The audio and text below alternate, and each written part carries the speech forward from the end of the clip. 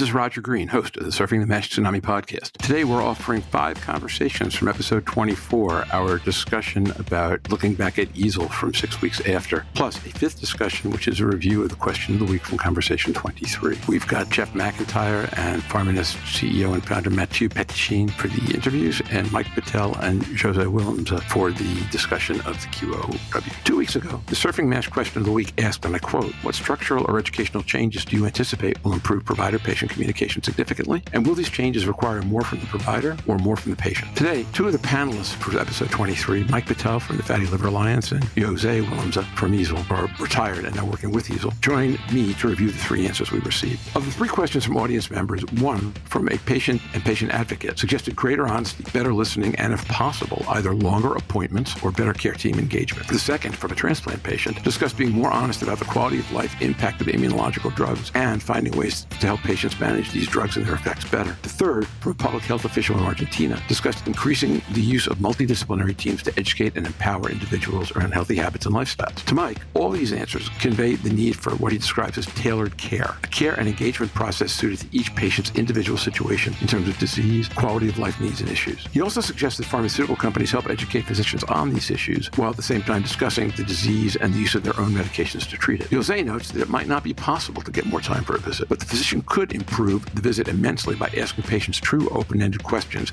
about their feelings and concerns, and then actively listening to their answers, the kind of process that Shira Zelbersagi described as motivational interviewing. She also suggests physicians not act like they're time compressed. If physicians act more leisurely, patients will be more comfortable, even if they do not take up more time. I suggest the format of physician protocols and instructions might be part of the problem. If physicians are evaluated by their employers based on the ability to work through an entire checklist in 15 minutes, they'll focus first on the clock, second on the checklist. This will not leave time for patient questions, or even worse, leave the patient afraid to take up any more of the physician's time than is necessary. Thus, no communication develops. We go on to amplify further on these comments, and you should listen to the entire episode to hear how it works. Please remember in the future, if you answer questions of the week when we post them online or at the end of the episode or in our newsletter, we will invite you to come on program, and even if you can't, we will read your questions and your names and have a discussion on exactly what they mean and how to deal with them.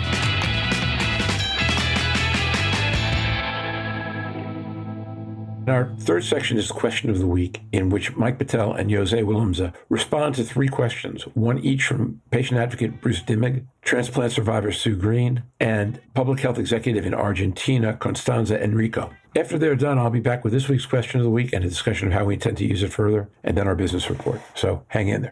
So with that, let me just read answers. The first answer came from Bruce Dimmig, identified as a patient advocate in Arizona, U.S., and a patient as well, who writes, "As a patient, I believe that hepatologists need to be honest with the patients, and the biggest thing is to actually listen to the patient. We know our bodies and don't want the doctors to dismiss the symptoms, etc., that we're having. I know that it's hard to find the time, but it would be great if there was a way that appointments could be longer. Another item is to provide a more team approach and have the hepatologist consult with the patient's other specialists, such as cardiologists, nephrologists, hematologists, etc." Okay, that was Bruce. Second respondent, Sue Green, who identifies herself as a transplant patient, replied, "I believe that there are 2 areas that need to be addressed in terms of communication between patients and providers regarding MASH. The first is pre-transplant, the second is post-transplant. Many doctors are not educated or knowledgeable about MASH, how to identify it, and how to help patients manage their illness. There are a large number of people who've been diagnosed with MASH who do not understand how serious their illness is and what they can do to manage it. I once asked my online support group of people dealing with what was then called NAFLD if their doctor had educated them about what to do now that they'd been diagnosed, and 75%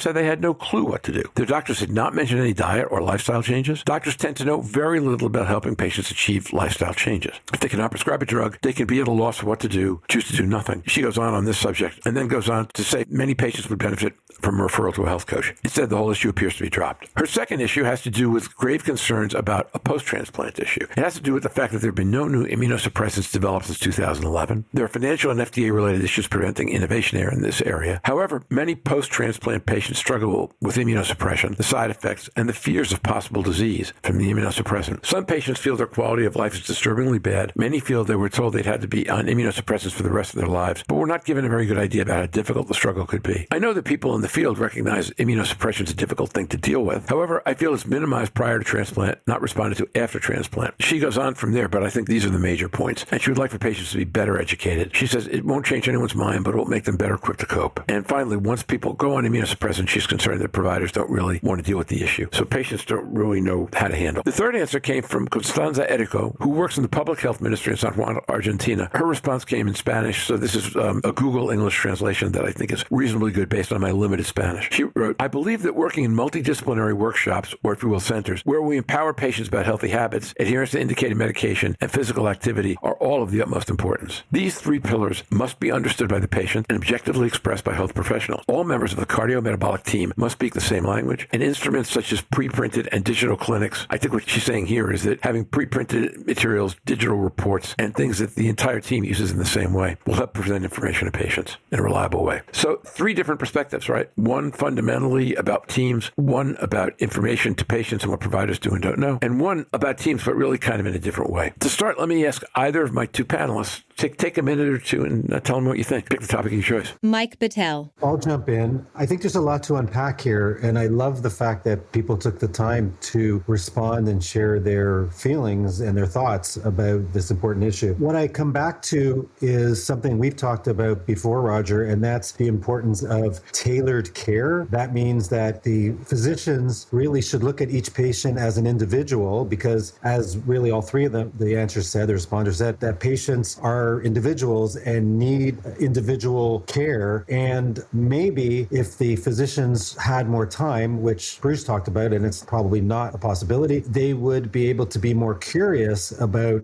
that particular patient and be able to ask the questions that could bring out the needs of that particular patient. So I think in that respect, they're all tied together. And, you know, with Sue Green's point about the lifestyle piece and education, there is, I'm not want to put the onus on Madrigal as an example, but being the only drug approved right now in the US, maybe their team, when they're out with physicians, they could also take just a little bit of time. In pharma, we used to call it like a second detail, but after the talk about the drug and the care, just to mention the lifestyle side of it, so they can find out if their physicians or physicians who refer to them have everything they need with regard to the education needed to support patients in lifestyle management. I think that's really important as well. So I think that covers it. So my takeaway is be curious, care more, and offer the support that's individualized for the patient. José Willemse. I will drop in here.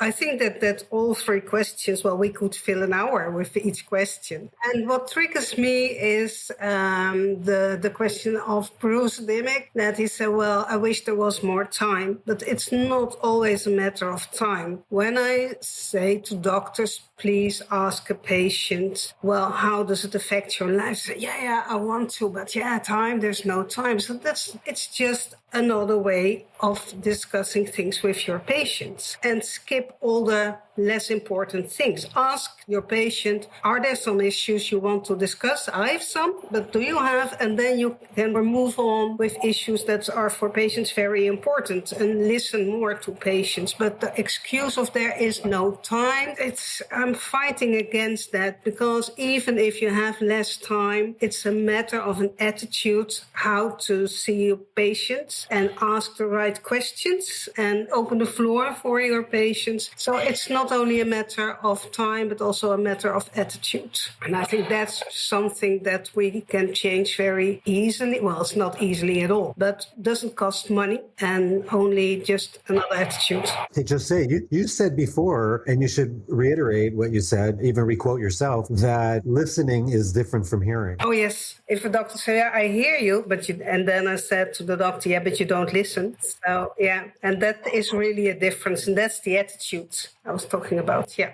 Definitely. Let's start by positing a couple of things, right? There isn't more time. However, there are protocols and priorities. And when I hear I don't have the time, what I hear is the list of things I have to do according to guidelines or organizational protocols is going to take all 15 minutes I have. So at that point, your comment about ask a patient-centered question first is something they may feel they don't have time to do. There's an old organizational management saying that people do what's inspected, not what's expected. So if what's inspected is that I'm doing everything I've got to do on my checklist, and that takes all 15 minutes, then no, I don't have the time to think about the patient. It would would be helpful maybe under a program like motivational interviewing, or maybe in a different way, to work with organizations to make sure that part of that checklist is José's question. That, in fact, if you ask this question and you get answers, then that's worth any 4 other items on this list. For example, I don't know how you do the algorithm for that, but if you can't get it into a protocol, it becomes hard for people to do it, to motivate people to do it, unless they are motivated that way. And then it becomes hard to train on.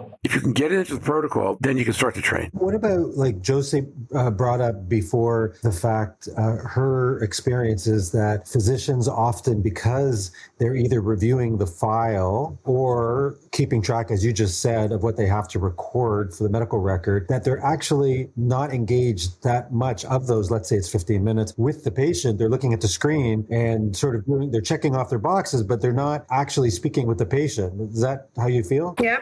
Exactly. And it is possible. I know doctors, and Tom Yo, he told me last time when we were online that he's really doing that. The doctor said, well, let's first do my thing. That's all the test results. And well, these are my highlights, and this is what I want to talk about. And then he switched off his screen and said, well, let's talk about you. How do you feel today? And Tom is doing that now. And he was so surprised about the interaction with the patients is so much better now, and that he got so much more information, because very often you have always information behind the information of your patient, and that can be done in the same time. And it is about the patient and not only about the liver, and that's exactly how people very often feel. It's about my liver because it's only about test results and not about me, but it's me who had the liver problem. Yeah, we are more than our livers in many different ways. I'll tell you, I think it's a good rule everywhere in life that when people want to have personal conversations, they should turn off their computer screens and look folks in the eye. Or if you're on the spectrum or seriously ADD, I'm not on the spectrum, I am seriously ADD. Not always easy for me to look people in the eye, but if I have a computer screen on, my eyes will go there. And that will diminish the sincerity of the conversation. That might be another one, right? Mike, why don't you share what you just did and why? I shut my screen so that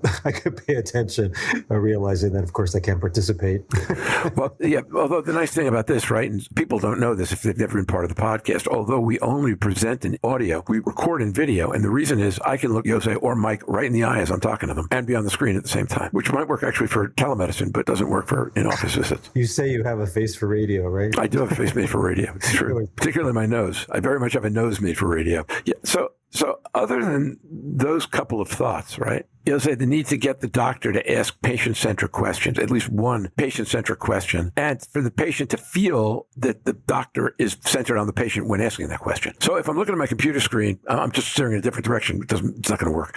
If I'm looking at my computer screen, which is 45 degrees off the patient's face, and I'm typing on my keyboard, the patient's going to know the question isn't entirely about them. But if you turn off the screen, ask an open-ended question, then that's a tone. No, and people of patients have really the feeling that the doctor at that moment is there for them. And that's so important. And that you can talk about more issues than only about your liver tests. Because it's having a liver disease, I think any disease, especially chronic diseases, has a big impact on your life. And it's nice to hear how your liver is doing. But it is about the impact on your life you want to discuss. And your fears and what you wonder or your happiness because it's going well. That's what you want to share as a patient and not the level of your ALT or AST. Very important for the doctors. And I always tell doctors, keep on doing that, but that's one part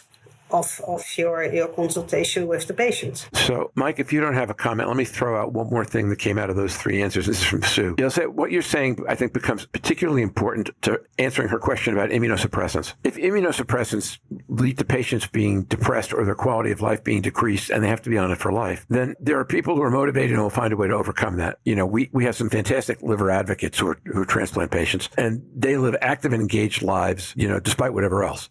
But then there are people who are dragged down, and the question becomes, what kind of support should the healthcare system or the physician be providing to those patients? A, so we can figure out who's really being dragged down badly, and B, how to help them rise up again. Thoughts about that? Yeah, well, I think about, and that's not only about immunosuppressive medication, but also for other medications, that people are not aware of the side effects at all. And it helps if you warn people like, hey, listen, this can happen to you. Depressions or feeling depressed and just the brain fog block all issues that people have and think that they are, started to have mental issues as well, besides their liver disease or besides the medication they have to take. If you are not aware that this belongs to just the treatment or your disease, you have an extra worry. And I have these conversations very often. The people say, I don't feel well and these are my problems and I have to go to another doctor because maybe, dementia started maybe. And then I always say, I'm not a doctor and especially not by the phone. But if the doctor can't find any signs of dementia, it belongs to your disease or it's one of the side effects of your medication. And how often people say, you're kidding me. And I said, no, that can be true. And I always wonder, why is there no more information about the impact of side effects? And if you know that this is a side effect, it's better to deal with. And it's not makes your life happier, but if you can deal with something, then it's much easier in life. So it's also a matter of information. Mike, what are you thinking? It's really a best practice to inform patients of adverse events that might be experienced when they're on a treatment. So I would say that's something that patients should expect with regard to the education that they receive before they start a treatment. Yeah, I agree with that. I do have one other thought, which is that doctors aren't trained empaths. And if we're talking about psychological effect of medication that you have to be on for the rest of your life, the ability of the doctor to steer patients to support groups with other patients so they can share experiences and develop, if you will, patient best practices informally, and also have someone who really gets what you're talking about. It feels to me that that's a place where it's hugely important, one of several. Yeah, the point is that not everywhere are support groups, but you can set up something in the hospital. A lot of transplant centers have, but sometimes people have a little bit fear to go there or to ask their questions because they think it's, maybe a little bit dumb, but it isn't at all. Or they don't realize what their symptoms, how they are related to the medications. So they don't think about, hey, I need peer support. That is very helpful. And I want to bring up another issue, and that is adherence. When you're such a long time on medications, adherence is an issue as well. Nobody talks about that you have to be aware of that, and that if you want to quit your medication because, I'm all right, and things like that, that's also one of the issues there's no information about. People are not warned about that. And if doctors are not so qualified to give that information, we have the nurses in transplant centers. They can do a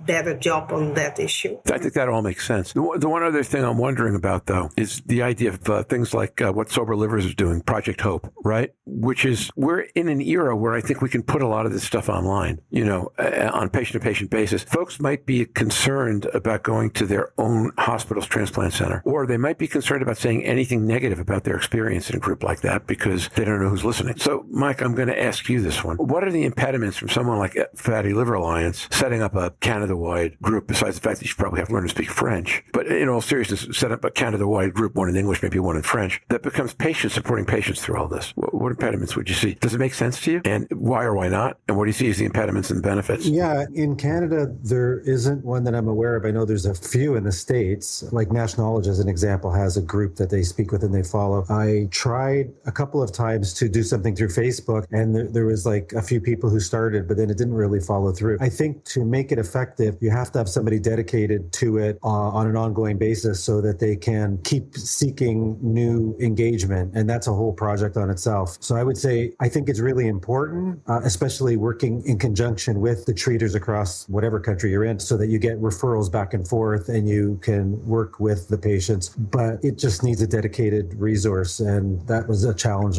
for me from Fatty Liver Alliance's perspective. Yeah, which means it needs a funding source, huh? Where I come from, dedicated resource equals funding source. If there was one person, that's their whole role, was to recruit, engage, and educate in a discussion two-way format patients, it would be fabulous. But you're right, it's completely resource related, because I'm sure there are people who would want to do that kind of role. Mm-hmm. You have any thoughts on that? Thanks for bringing that up. No, and I agree with Michael. It's very difficult to find people who continue the whole process. That's one of the main issues. And now, back to Roger. We hope you've enjoyed this recording. If you have any questions or comments about the content of this conversation or the entire episode, please put them in the review section of the page from which you downloaded this conversation, or send an email to question@surfingmash.com. Also, remember to answer our questions of the week so that you can have a chance to hear panelists discuss them and be part of that discussion and recognized on the program. In our next episode, Maru Ranella joins Jorn, Louise, and me to discuss the recent expert recommendations on resmetirom paper published in CGH. Until then, stay safe, surf on. We'll see you on the podcast. Bye-bye now.